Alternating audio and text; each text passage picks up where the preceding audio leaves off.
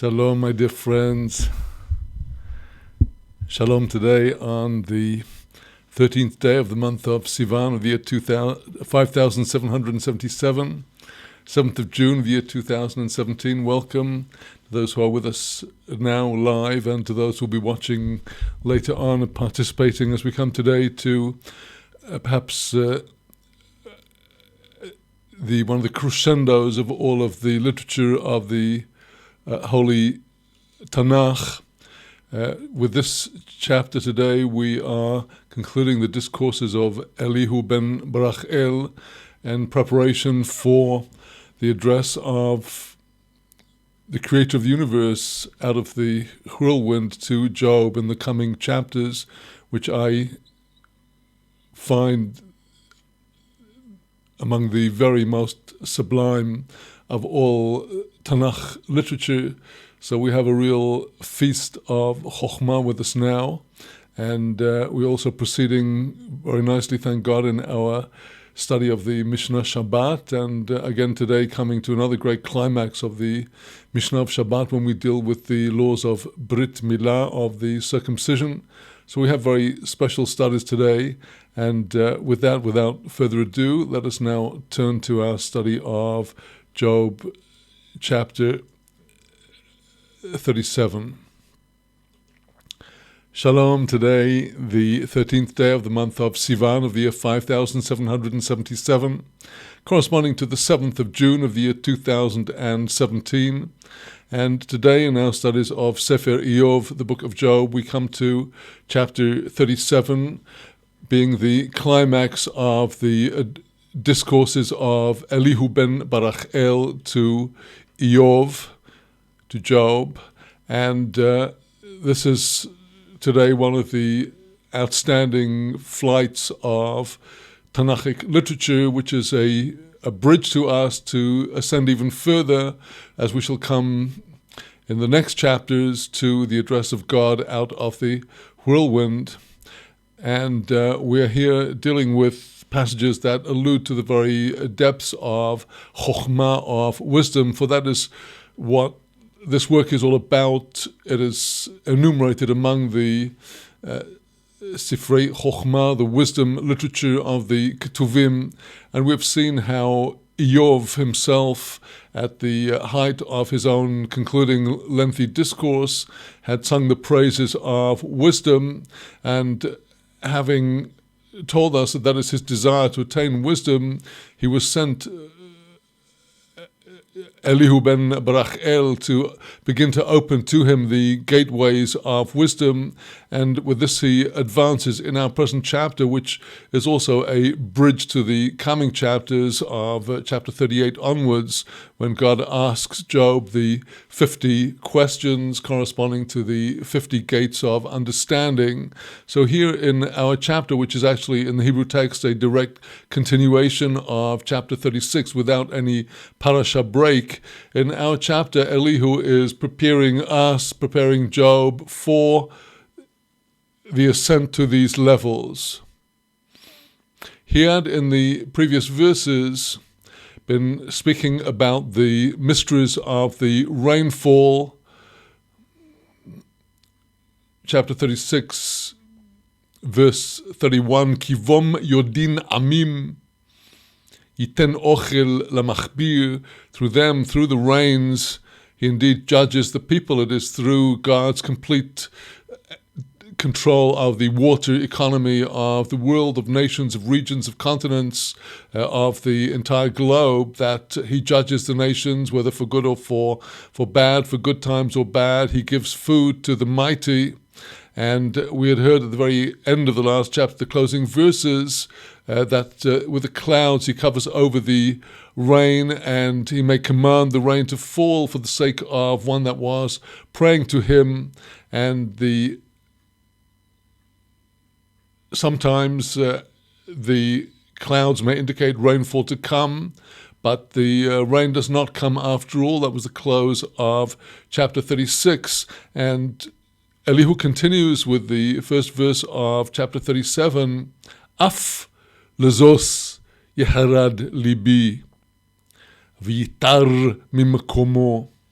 Af lezos, moreover, also for this, indicating that we're going a step further in this discourse about the mysteries of God's providence. Af lezois, for this sign of God's malchut, his control over the world, yecharad libi, my heart shall tremble, V'yitar mimakomo, my heart shall jump from its place, it shall spring forth out of awe and terror.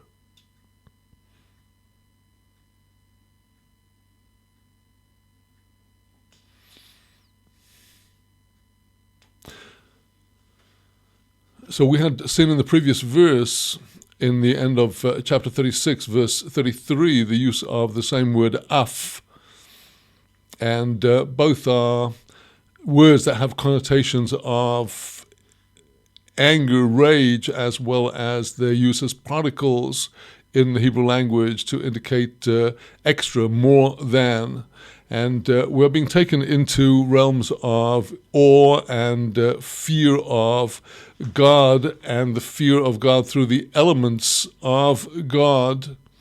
As Elihu continues in verse 2, Shema'u, Shomo'a, Rogez, Kolo, Vehege, Mipiv, Yitzei. Speaking about the thunder here, Shim'u Shamoa, here indeed, in the sense of listen, Shamoa, emphatically pay careful attention, Berogez Kolo, with the rogez, the anger of his voice. Vehege, a mere hege is a very light expression of the mouth, a kind of hege. That is the thunder, which is so terrifying as it crashes all around us in open spaces. This is but a little indication of a sigh and a word of speech from his mouth. Hege mipiv yetze, an utterance shall go forth from his mouth. Tachas kol hashomayim yishrehu ve'oro al kanafos ha'oretz. Tachas kol hashomayim, under all of the heavens,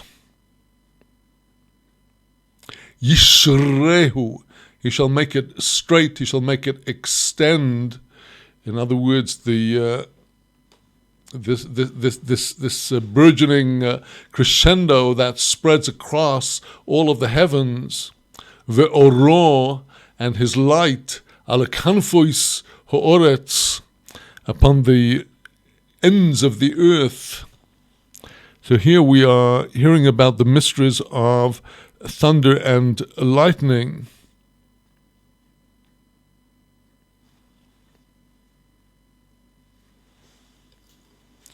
Verse 4, Acharov yish'ag kol, yar'im b'kol ge'ono, ve'lo ya'akvim, ki yishmo kolo. Acharov, after it, that is, after the light of the thunder, the light of the lightning, which was, the whole section is talking about God's voice being heard, and now he is explaining stage by stage how it is as the storm is spreading out with his light to the ends of the earth. After the light, the flash of lightning, yish'ag kol, he shall roar out with a voice. The word yish'ag, the root would be used of the roar of a lion, and the prophets, yish'ag kol, he roars out with his voice, yar'im b'kol ge'ono, yar'im, he will thunder with the voice, the sound of ge'ono, his brilliant, exalted pride. V'lo ya'akvim, and he will not cut them off. He will not bring them to an end. Ki yishoma kolo, for his voice shall be heard. Well, here the Metzudat David explains what is underlying these verses. He says that God himself, Tachas Kolosh in verse 3, Tachas Kolosh Shamayim Yishrehu, under all of the heavens, he makes it go forth. Says the Metzudat David, he sends forth the voice in a way that is direct across all of the heavens. It doesn't go in a roundabout way. This is the majestic voice that emanates directly forth from God. And on verse 4, he says that is the flash of the light of his lightning. That is what he sends forth across all of the ends of the earth. In other words, as he's sending forth his voice, the first thing that comes forth to us is the light of his lightning to the ends of the earth. Because at the time when there is going to be thunder, writes the Metzudat David, writing 250 years ago in the time of the first arousals of modern science, he says that we now know through the investigations that the lightning appears before the thunder. That's a well-known phenomenon. And verse 4, the Aharov, Yish'ag Kol, it's after it that roars forth the sound, that he thunders forth with the voice of his glory. That is when that he says the thunder is heard after the vision of the lightning, even though the sound and the light were both going forth in a straight way.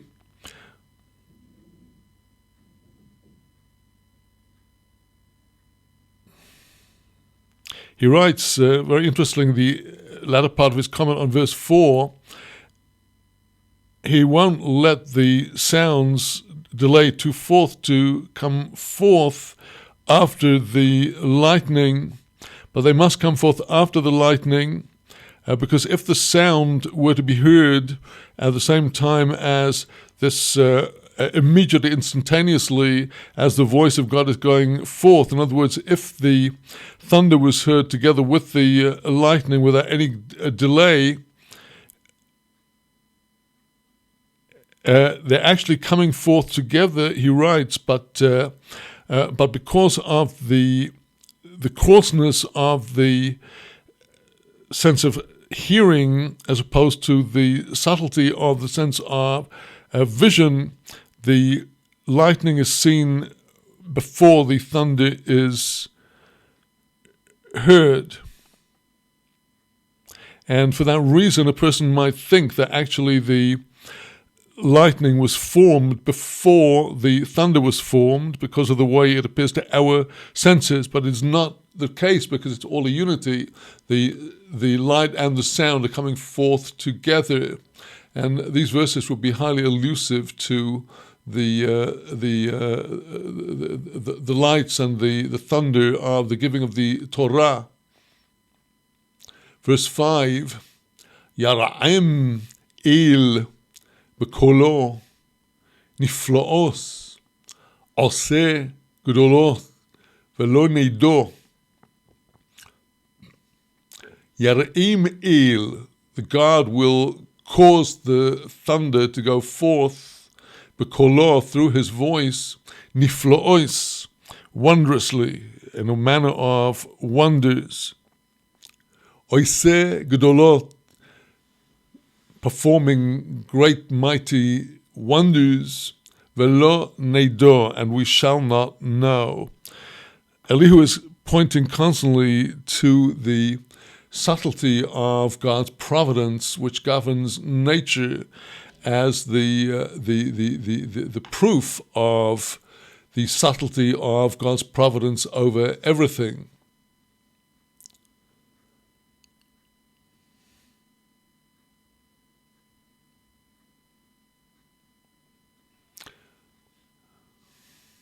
כי לשלג יאמר הווה אורץ, וגשם מוטור, וגשם מטרוס עוזו.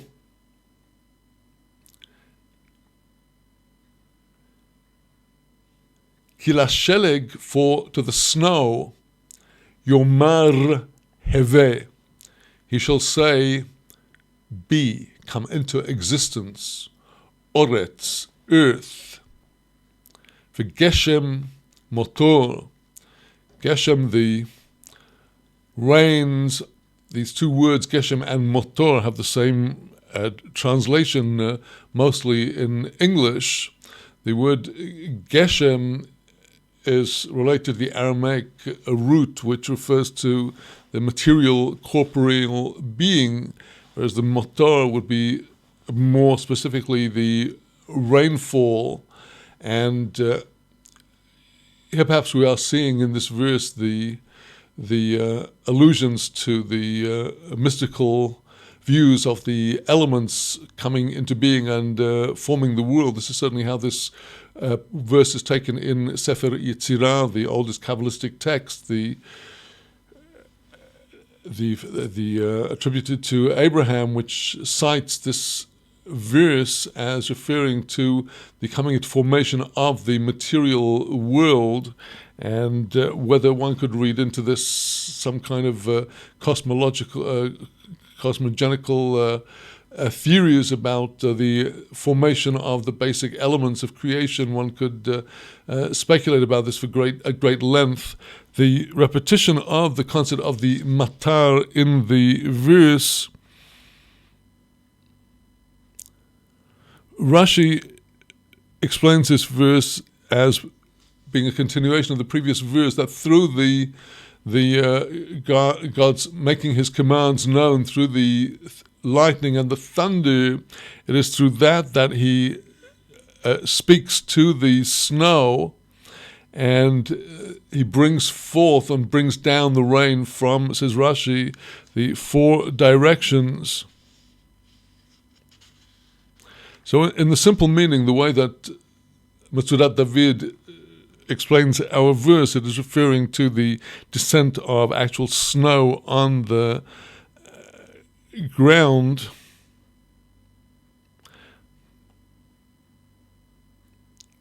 And according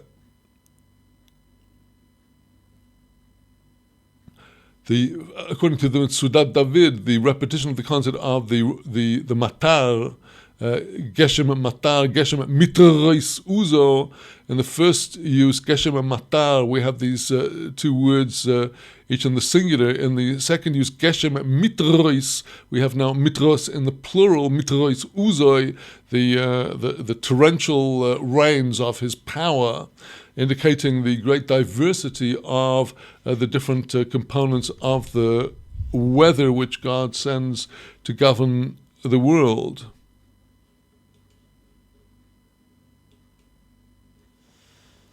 So coming to verse 7, B'yad kol odom yachtom lodas kol anshei ma'asehu.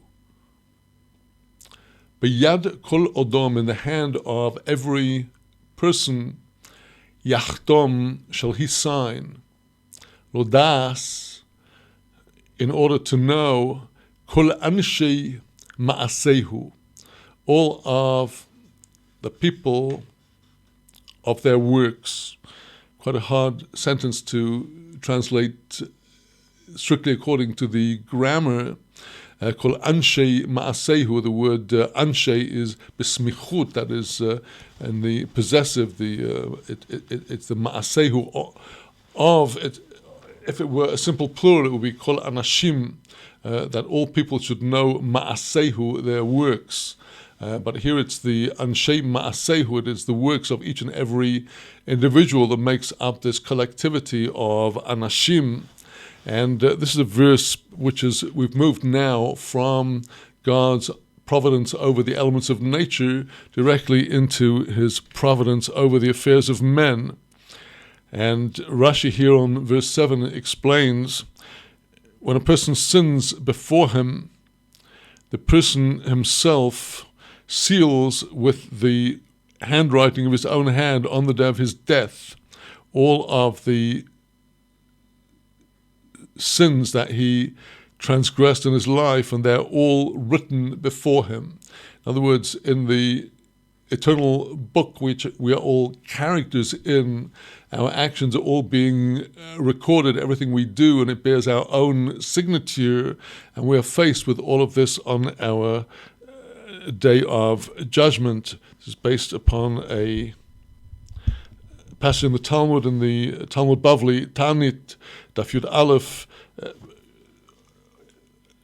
folio 11, on the A side of the page.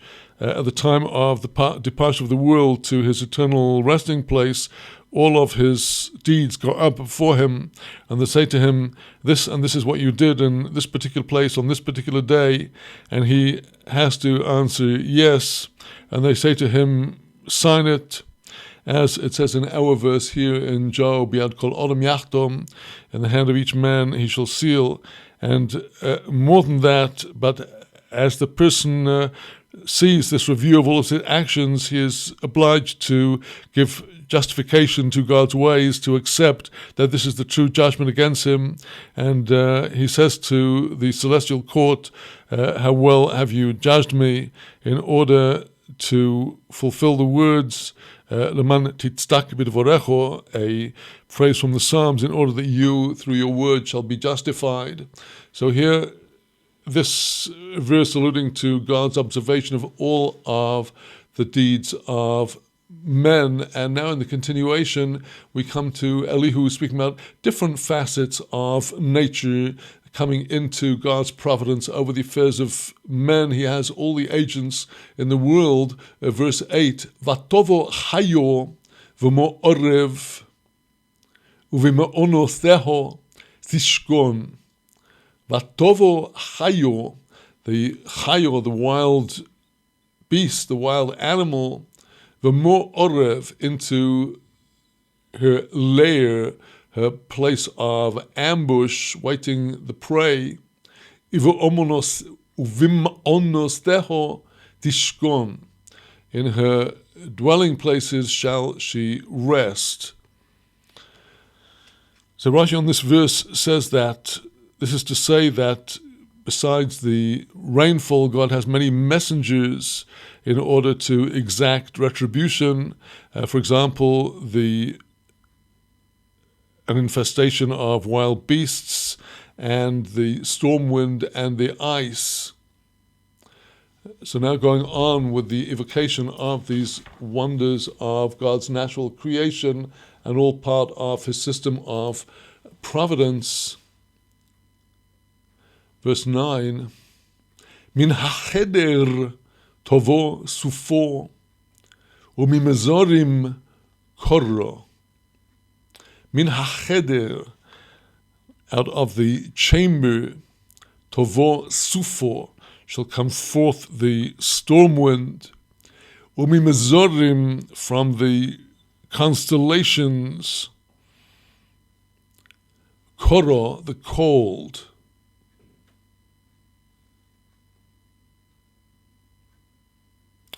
Rashi on verse 9 says of this word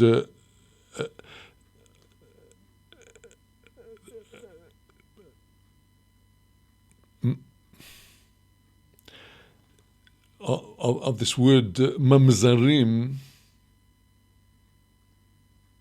mimezorim, the letters Resh and Lamed in the Hebrew language are considered to come from the same exit of the mouth, from the letters of Zayin, Resh, Shin, and since they do, they sometimes appear interchangeable in words. So we have here the word mazorim would be another form of the word mazolim, of the constellations. Rashi on this word says that otzar yesh ushmo mazorim, there is a certain chamber that God has that is called a certain treasury that is called the Mazarim. That is to say that he has a source for all of these influences that are coming down into the world, each for their different purpose. Minishmas il yitein korach v'rochav mayim b'mutzok. Minishmas il yitein korach. Out of the breath or the soul of God, Yitein Korach, he puts forth the cold.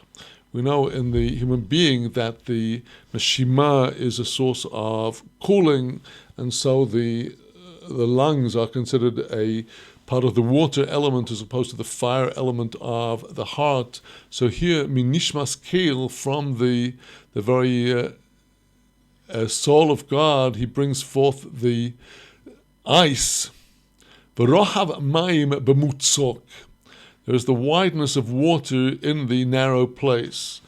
One of the most interesting features of the creation, and which is the reason why ice floats, is that when water turns into ice, the ice actually expands.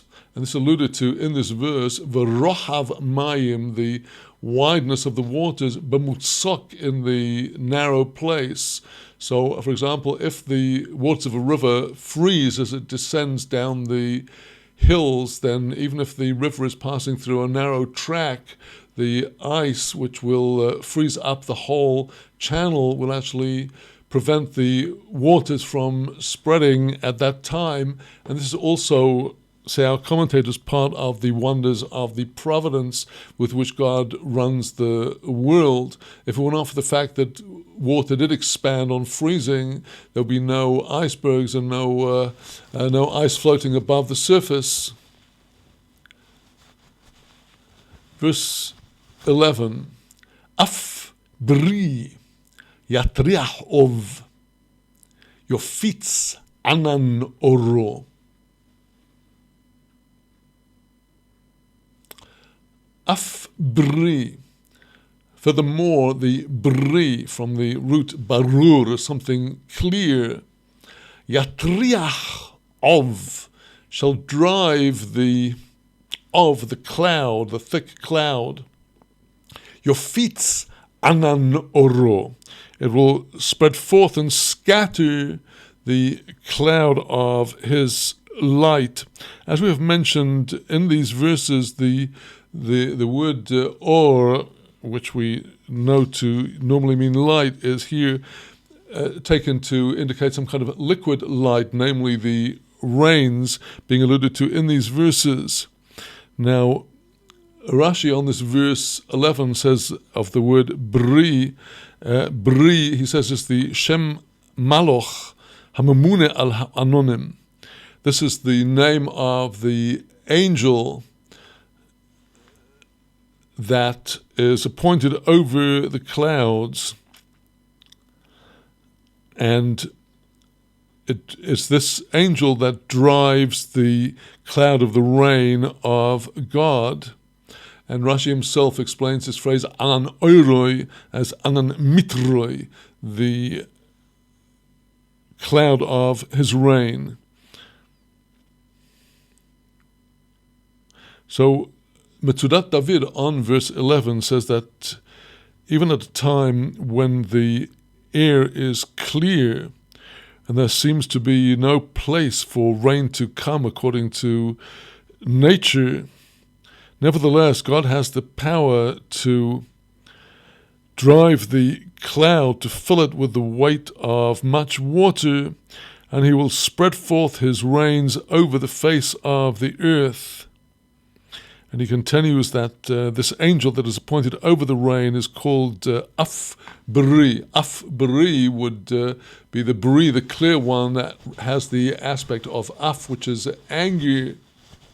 So now continuing with this amazing providence of the water economy in verse 12, V'hu misibois mishapich b'sachpulosov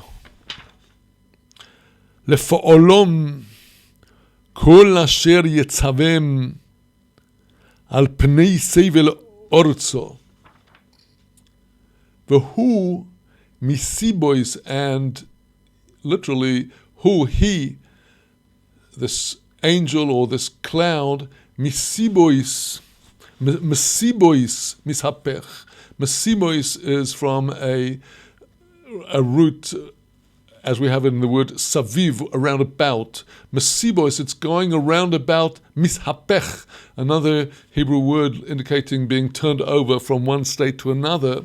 Besach buloisov, through his stratagems, namely through the sophistication of the profound wisdom of God's providence. All of this is going round and about in different directions, to here and to there. Lefa'olam,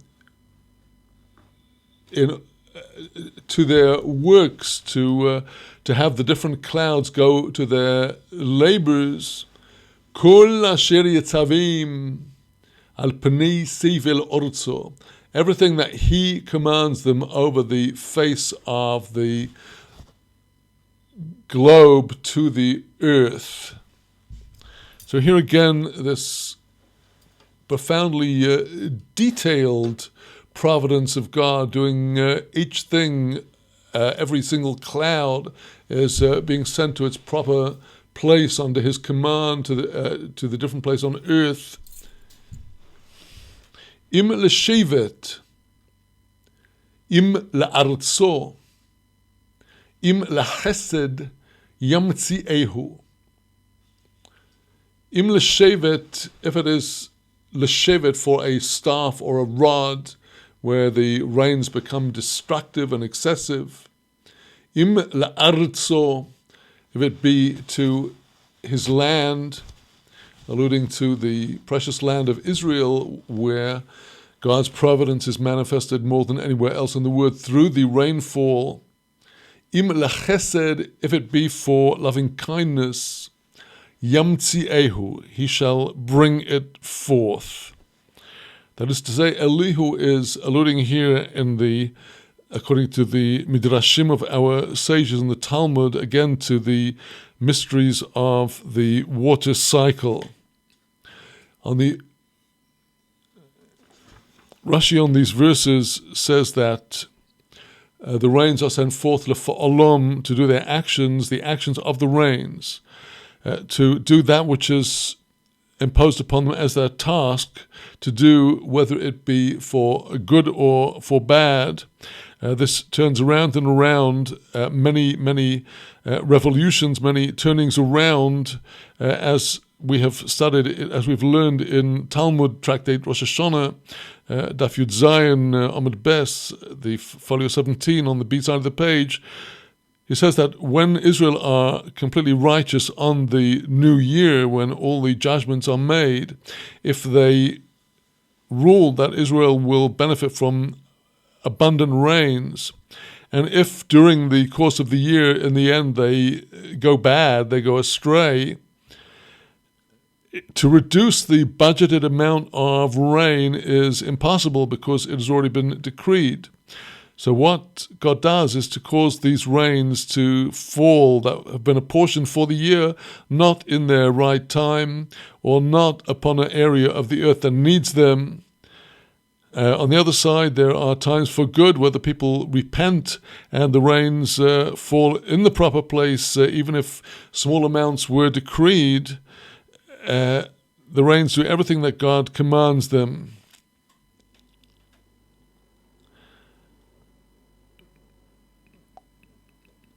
In another explanation of this verse, Rashi says that God also causes the winds to go round and round and about. The clouds and the winds go all around the mountains in order that the mountains should have rainfall in all directions. And Rashi brings down from the Midrash Im Shevet. The word shevet is the rod of retribution, when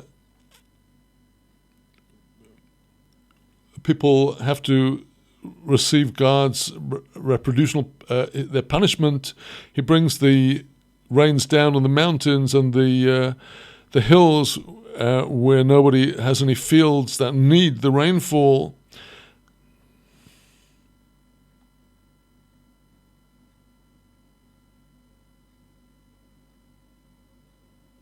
If it be to his earth, the word eretz has the connotation also of ratzon, of favor.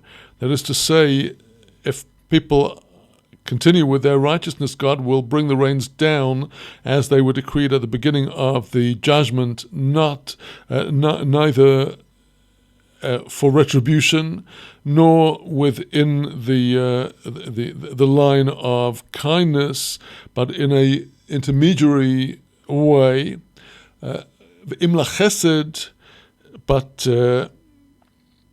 where the generation become more righteous than they were on Rosh Hashanah, then God will turn the limited amounts of rain that were decreed to fall in exactly the right places where the land needs them, and not a drop will go to waste.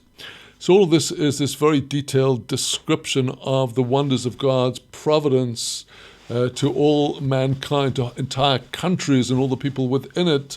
And all this is a message to Job, Iyov, as in verse 14, Ha'azino zois Iyov, amod v'hisbonen niflaos el. Ha'azino zois Iyov. Pay attention, attentive listening to all of this. The Hebrew word zois, Kabbalistically, is understood as alluding to the Sphira of Malchut, the kingdom. Namely, all of these are manifestations of God's kingdom on earth, his rule over every detail of creation. And now, as Elihu begins to approach his conclusion, he calls on Job to stand up. And indeed, from the very beginning of the book, when Job went down to the ground, he's been seated on the ground. Now Elihu is calling him to rise up, to come to a higher level of understanding. The words of Elihu to Job are not chastisement and provocation in the mode of the three earlier companions. He's calling on Job to rise to higher levels of understanding. His boinein niflaos el, start to contemplate the wonders of God. He's preparing us for the coming chapter, which will introduce its many questions, and in a style reminiscent of this now, in verse 15, Elihu begins to put some questions to Job.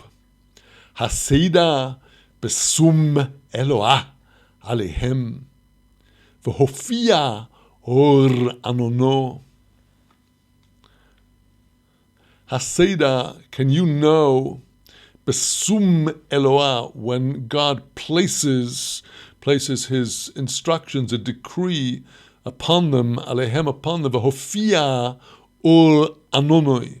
He brings forth the light or the rain of his cloud. Haseda al miflesei of miflaois temim deim.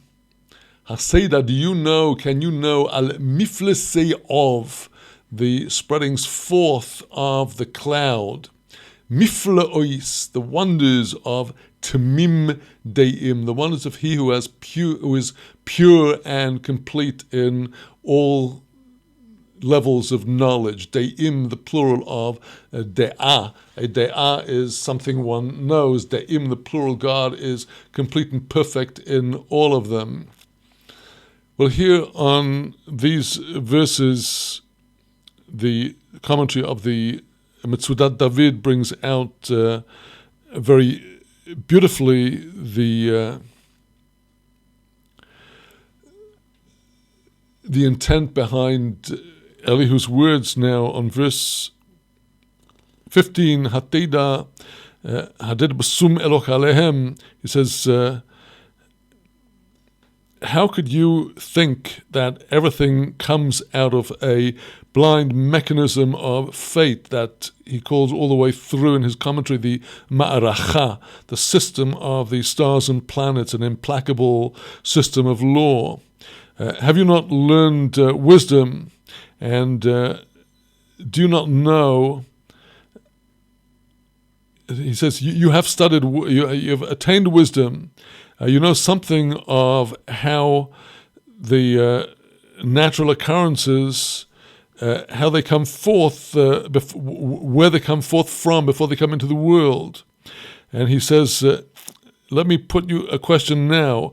Do you know this, how God puts the rain on the cloud, and when he actually brings forth and reveals the rain of the cloud, that is to say, that is to say, exactly when does the drop of rain come forth from the cloud? In other words, as we would put it in a more contemporary language, in the process of condensation, at what point does that which was a gas become a liquid? How do water vapors and steam actually condense and become liquid? Do you know the precise moment when this occurs? Because we never do know these phenomenon. And summing up now in verse 17 in the explanation of the Mishnah David, he says, do you know the wonders of God, who is completely perfect in his knowledge, the wonders that he does in his spreading the clouds above? You don't know what is done with the clouds, and how therefore can you know what happens above the level of the clouds? Verse 17, Asher begodecho hamim bahashkit eretz midorom. Among these wonders in verse 17, he specifies Asher begodecho, those times when your garments, chamim, they're hot, your clothes become too hot for you. Bahashkit eretz, when he brings calm down to the earth, midorom, from the south.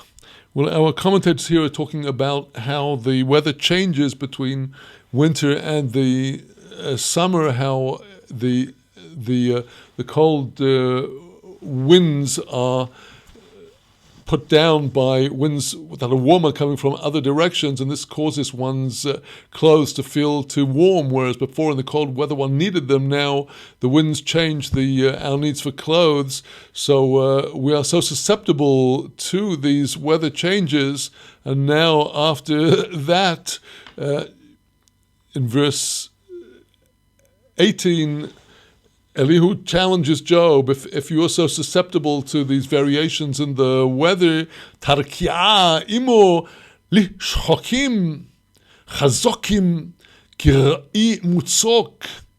Tarkia, the expression of rokia, is translated as a firmament. It means if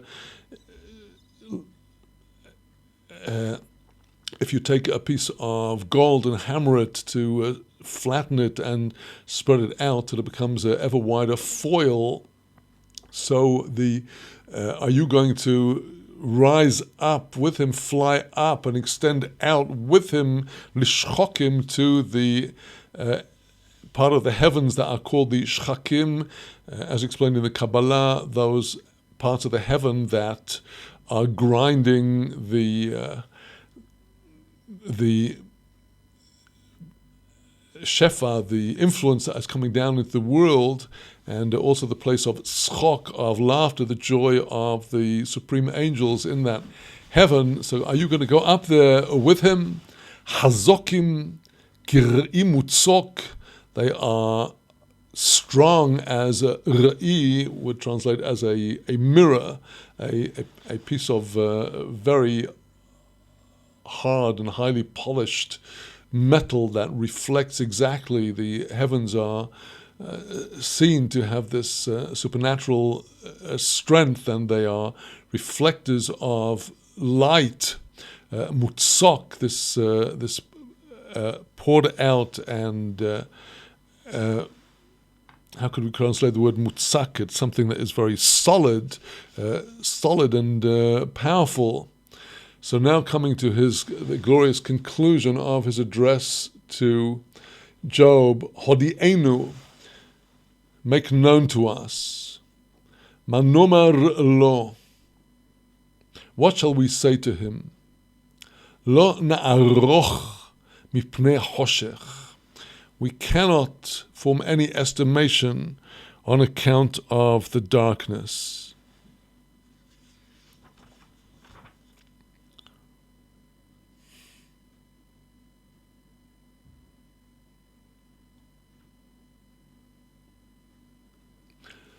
What could we possibly say? Rashi relates this to Job's contentions with God. What can we say to him in our struggles with him, in our arguments with him? We cannot compare to him, lo na'aroch, we cannot compare to him on account of the darkness of his secret place and the darkness with which he is surrounded on all sides. We cannot penetrate to the unfathomable essence of God. Hayisupar lo ki adaber, im omar ish ki yevulo. Hayisupar lo, shall it be told to him, ki adaber, when I speak? That is to say, does God need somebody to come and tell him when I speak? He hears instantly, he knows instantly what I'm saying. So complete is his omniscience. He has no need for anybody to come. Im omar ish, if a person said something, ki yevulo, for it is immediately absorbed, it is immediately received by God. There is nothing that is hidden from God. Ve'ato lo ro'u or bohir hu bashchokim v'ruach overo v'taharem. Ve'ato, and now, lo ro'u or, they did not see light.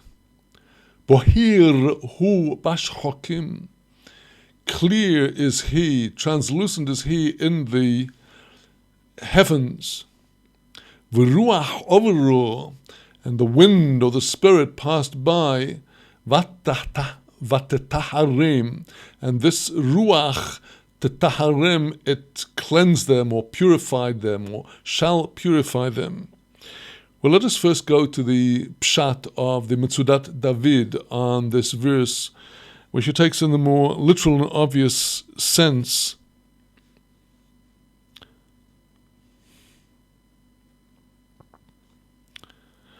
He says, now, as Elihu comes to complete his words, he says, and now I tell you in a general way, to sum it all up, there are times when people don't see the light of the sun, and that is when the clouds cover it over.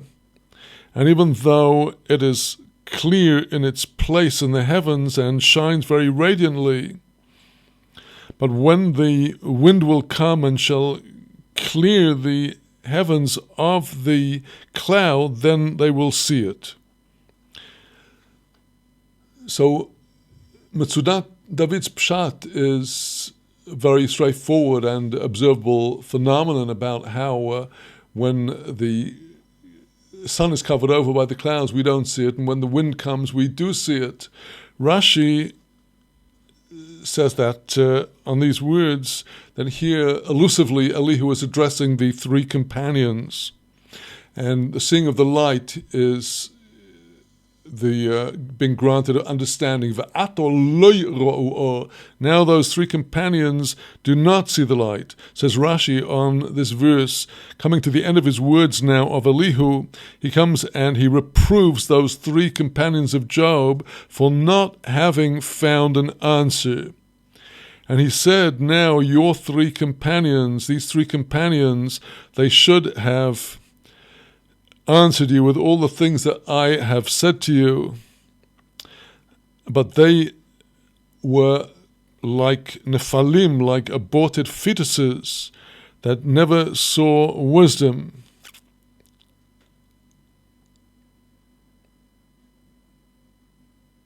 And on the second part of the verse, Bahirhu Bashchokim, Rashi says, it is like very bright places that are seen in the heavens that are going to bring down the rains. V'ruach ovro, but the wind comes and drives them away, moves these clouds away. In other words, those three who started to answer you, they were promising us the nourishing rainfall of the waters of wisdom, but in the end they stopped, they were swept away, they never gave you an answer. Verse 22, Mitzofon zohov ye'eseh al Eloah noiro hod. Literally, Mitzofon zohov ye'eseh. Mitzofon, out of the north, the hidden north, the root of tzafun is hidden. Out of the hidden north, zohov ye'eseh, the gold shall come forth. Al Eloah noiro hod. Upon God, awesome is the majesty.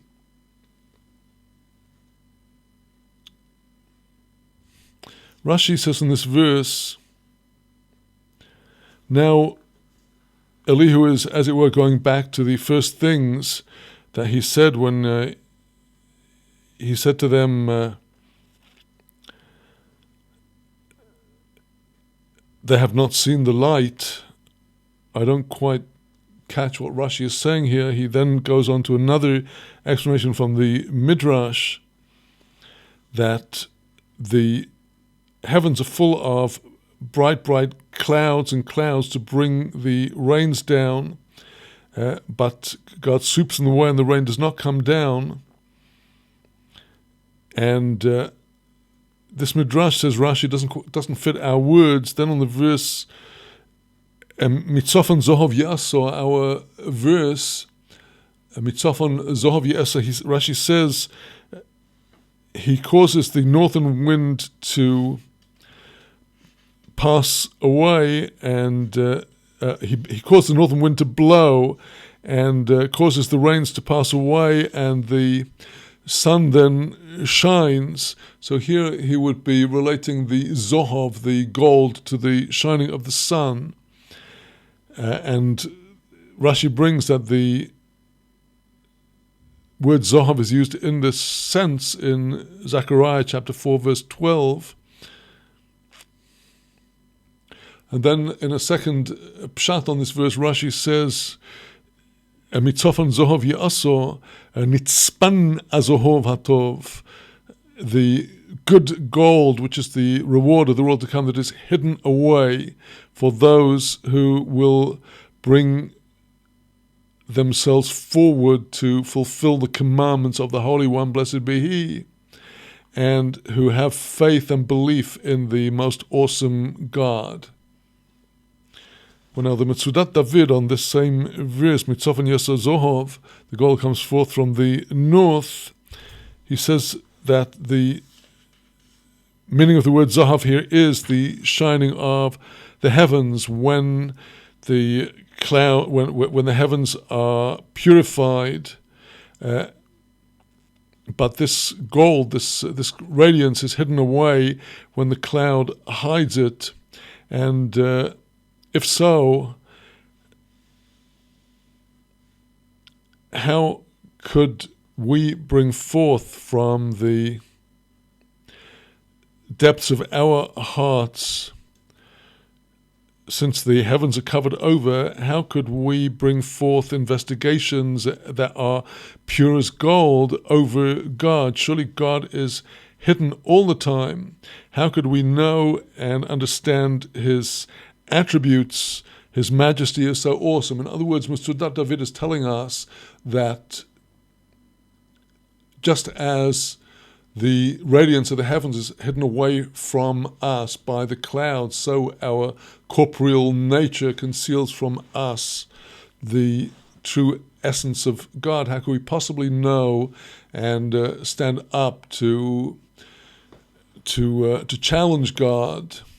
Shaddai lo metzonuhu, sagi choach umishpot, Berov tzedoko lo ya'aneh. Now in his conclusion, Shaddai, the eternal living God, Shaddai corresponding to the attribute of Yesod, sending down blessing into the world, lo mitzonuhu. We have not found him. We cannot ever find out and fathom him. Sagi choach is elevated and exalted in strength. Umishpat, judgment, he is justice. V'rov tzedakah, an abundance of tzedakah, God is inclining to kindness. Lo ya'aneh, he will not torment.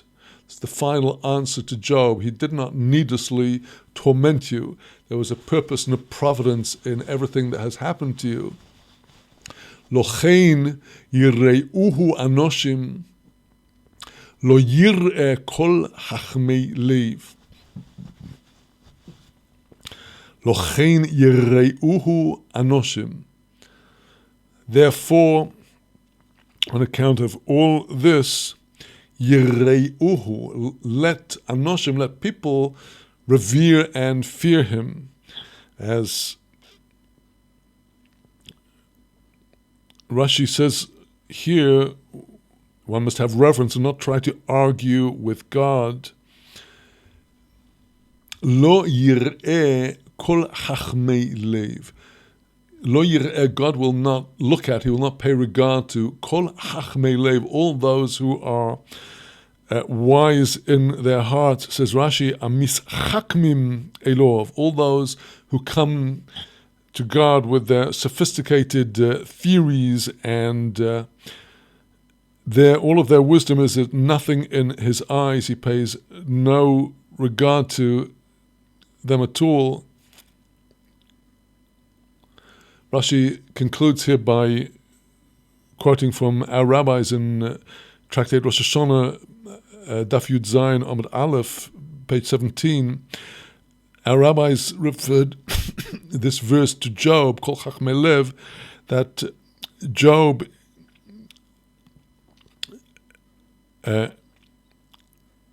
Elihu is saying to Job that because you put excess fear into the hearts of all your generation for nothing, that is why you have not been granted to have wise sons survive you.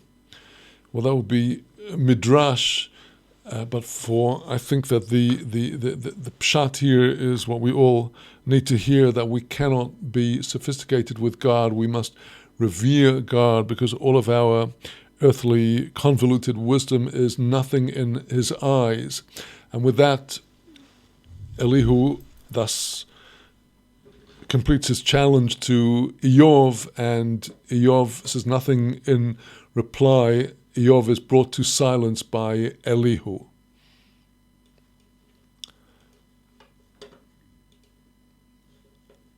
And with that, my friends, we conclude our Nach study for today, a truly remarkable chapter of our Holy Tanakh, I think, and the introduction to even more wonderful and amazing chapters to come, chapters 38 onwards, which I'm looking tremendously forward to embarking upon with you, God willing, in our next session. And in the meantime, we shall take a brief interval, and I'll be back, God willing, in just a few minutes with our Mishnah study for today.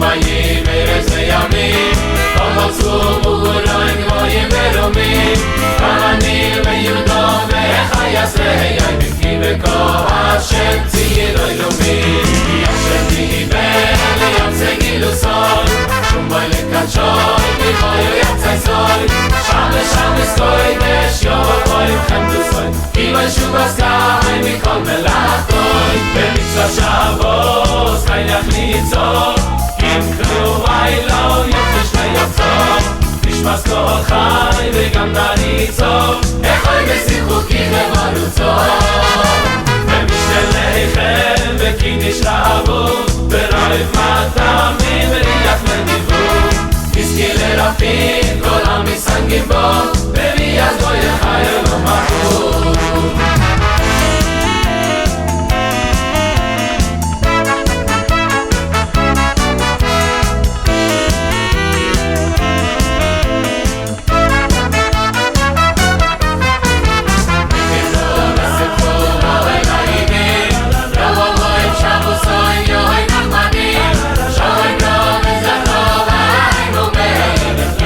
Shukoi, koi,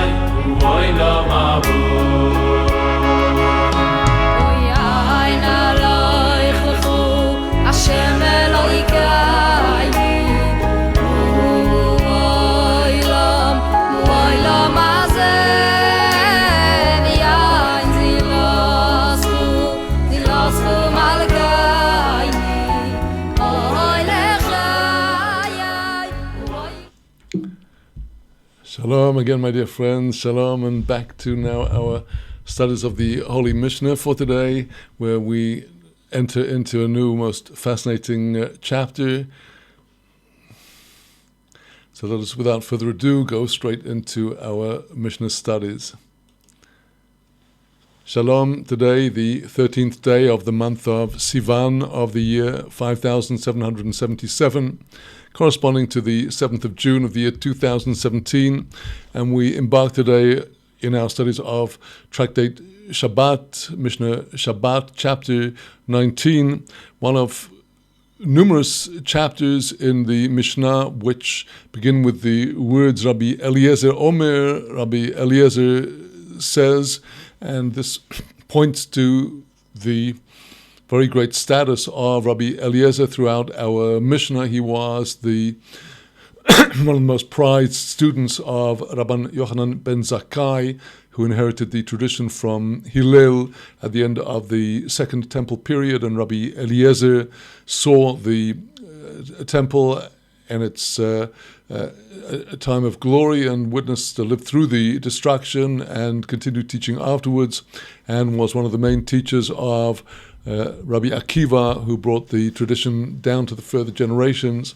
And our chapter is particularly well known and important because it speaks about all of the main laws of Brit Milah, the circumcision that is the sign of God's covenant with Israel. And we see in the Torah narrative at the end of the third portion of Genesis, the portion of Lech Lecha, God commanding Abraham to circumcise himself and his household, and all subsequent circumcisions were to be performed on the 8th day. This was the law given to Abraham, and when the Torah was given at Sinai, the law was repeated and is found in Leviticus, in chapter 12 of Leviticus, at the beginning of the portion of Tazria, which speaks about when a woman gives birth. If it is a male child, then in verse 3 of Leviticus chapter 12, the Torah tells us, Uvayoim ashmini yimol basar olaso. On the 8th day, they shall circumcise the flesh of the foreskin of the child. So here we have a mitzvat aseh, a positive commandment of the Torah. And since the Torah specifies that the male child must be circumcised on the 8th day, and of course later in our chapter we shall see that if the child is not well, then the circumcision is deferred. But if the male child is healthy, the circumcision must be held on the 8th day. And if the child was born on a Saturday, any time on the Shabbat, then the proper time for the circumcision of that male child will be on the coming Shabbat. And under other circumstances, if it were not a circumcision, to make a cut in the flesh is forbidden. That is forbidden under the prohibition of chovel or shochet, of the drawing of blood, and that is one of the forbidden labors of the Shabbat. But in the case of the positive commandment to circumcise the male child on the Shabbat, the mitzvat aseh, the positive commandment, pushes off the prohibition of the Shabbat. And so, as we shall see within the parameters of permissible acts on the Shabbat, the circumcision of a child that was definitely born on a Shabbat, namely when it's no longer dusk but definitely nightfall on Friday evening, any time until the onset of the dusk on Saturday, if it is clear that the child was born on the Shabbat, and we shall be coming back to this later, then the proper time for the circumcision is on the Shabbat. And the question is that besides the actual act of circumcision, various other labors may need to be performed in order to enable the circumcision to take place on the Shabbat. And that is what Rabbi Eliezer and Rabbi Akiva are disputing in our present Mishnah, the opening Mishnah of chapter 19. Rabbi Eliezer Omer, Rabbi Eliezer tells us, Im lo hevi kli me'erev Shabbos. If the person did not bring the implement, that is to say, the izmil, the knife that will be used to actually cut the foreskin in the operation of the circumcision, if he had not brought the kli, the instrument, Mei Erev Shabbos, from the eve of Shabbat to the place where the circumcision was to be performed, for some reason the necessary instruments had not been brought, Mevi'or b'Shabbos, he may bring it on the Shabbat, Meguleh, it may be visible and revealed to everybody that he is carrying through the public domain, through the streets, the knife to the circumcision, nothing to be ashamed of. This is a matter of pride to show the knife, even though under normal circumstances, as we have seen at great length in the earlier parts of the tractate, to carry an item more than 4 cubits in the public domain is forbidden on the Shabbat. Likewise, to bring it from the public domain, the street, into the house is forbidden. But here, where the instrument has not been brought from before the Shabbat, it may be brought publicly on the Shabbat. And this indicates the importance of the commandment of the circumcision in its proper time. It is not permitted, according to Rabbi Eliezer, to defer the performance of the mitzvah, even if its performance will necessitate some other labor that is not the actual cutting of the foreskin, but another labor to make sure it happens in its proper time. It may be done.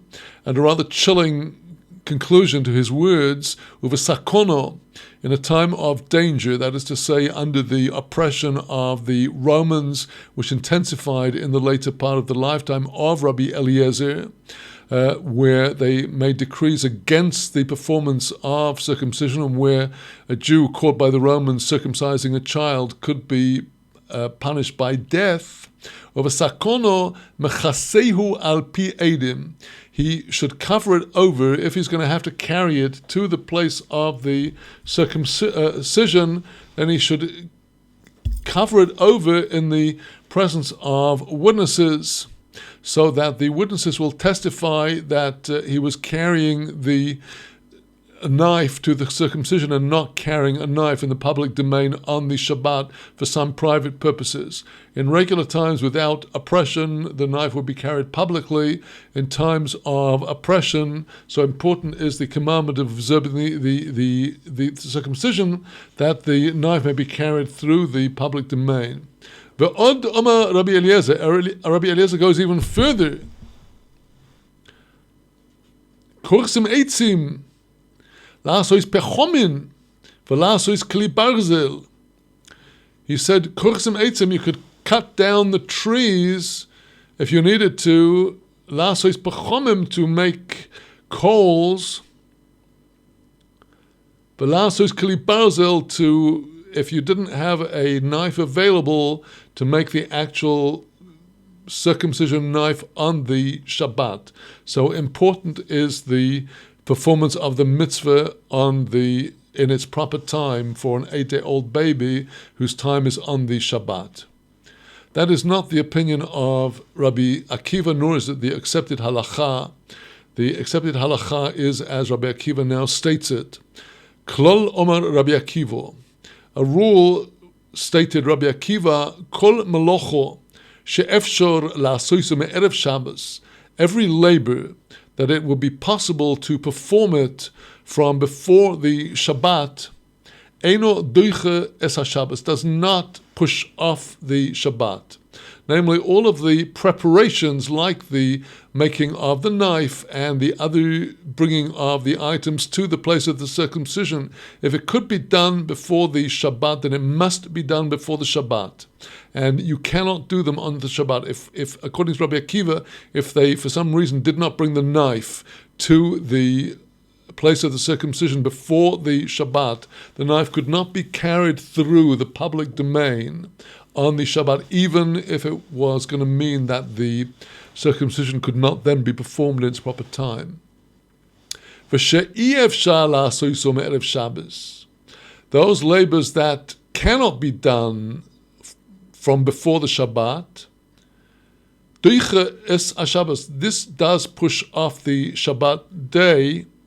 That is to say that the actual circumcision, if it was due to be on the 8th day, which fell on Shabbat, could definitely not be performed before the Shabbat, and therefore that act of circumcision, which under other circumstances would be forbidden on the Shabbat as one of the forbidden labors, where it's not possible to do this before the Shabbat. You can't circumcise the child before its due time, because the circumcision that is performed before the 8th day is not a valid circumcision. It is not considered to be part of the mitzvah. The mitzvah is specifically to do it on the 8th day.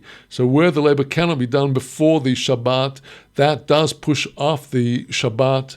The same applies to, for example, the sacrifice in the temple, where the Torah commands that on the Shabbat there is the regular daily sacrifice that must be offered every day in the temple, and the 2 lambs of the Shabbat that must be offered on the Shabbat day. These are labors which, if it were not for the sacrifice, would be forbidden on the Shabbat, but for the sake of a sacrifice to be performed in its time, as commanded by the Torah, this pushes off the prohibition of that labor on the Shabbat.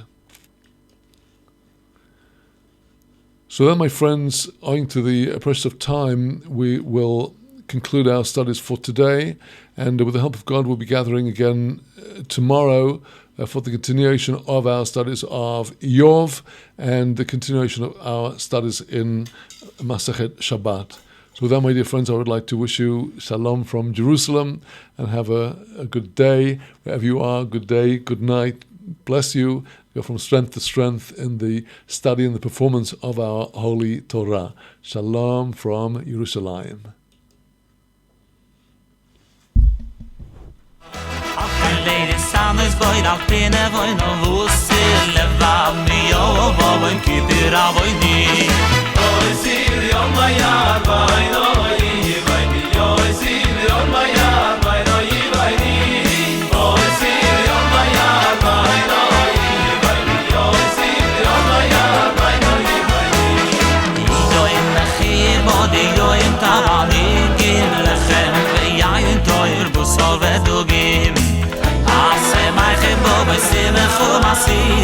כי יסמו חסי סם חייני היה וייסילי לא מיד באווינו בוידי דיווייני לא וייסילי לא מיד באווינו דיווייני או וייסילי לא מיד באווינו בוידי דיווייני וייסילי לא מיד באווינו דיווייני